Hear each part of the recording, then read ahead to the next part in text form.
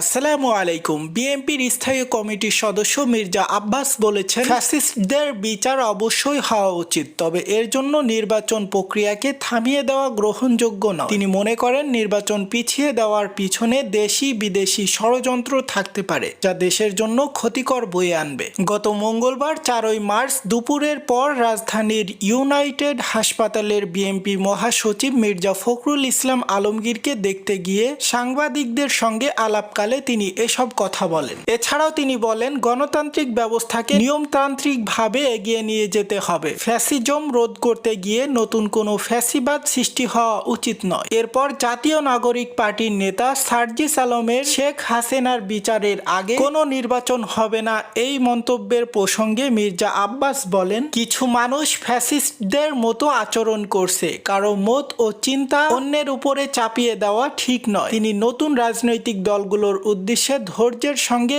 এগিয়ে যাওয়ার পরামর্শ দেন। সো হেই বন্ধুরা, আপনারা দেখছেন এইসে গ্লোবাল নিউজ, সাথে আছে আমি হুসাইন আহমেদ। সকল আপডেট সবার আগে পেতে আমাদের চ্যানেলটি সাবস্ক্রাইব করে আমাদের সাথেই থাকুন। সকলকে অনেক অনেক ধন্যবাদ।